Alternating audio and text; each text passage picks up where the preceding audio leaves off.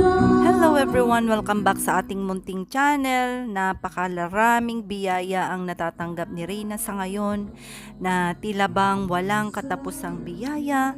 At bago nga natin uumpisahan ang video na ito, syempre gusto ko muna pong magpasalamat sa atin lahat na mga tumatangkilik sa ating munting channel, lalong-lalo na po sa ating mga bagong subscribers at sa mga magsusubscribe pa. At syempre maraming salamat po sa ating mga butihing sponsors na talaga namang walang or hindi nagpapaawat upang tulungan si Reyna.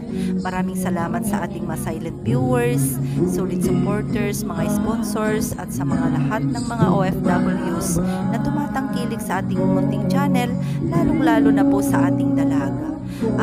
Marami silang ipinapato sa atin sa ngayon at nananatili tayong wakwak sa kanilang isipan, nananatili man tayong scammer sa kanilang isipan, at kung ano-ano pa ang ibinabansag sa atin, drawing ang 1 million, walang 1 million, anong nangyari sa 1 million, at hinahanapan nga po tayo ng malaking bahay, kotse, at kung ano-ano pa na ibinabato sa atin.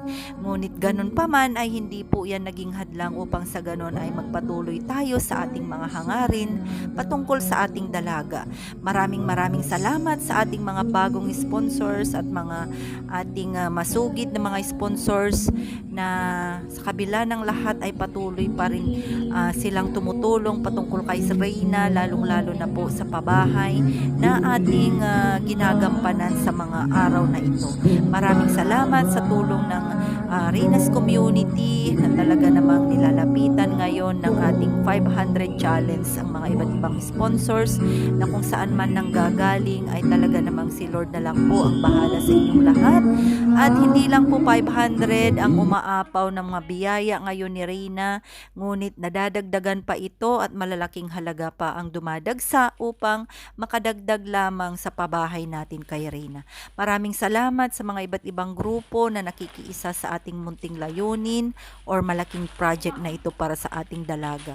Sana po ay magampanan natin hanggang sa dulo at sana ay maibalik natin or manumbalik ang tiwala ng mga supporters natin kay Melanie at kay Reyna at sa ating lahat.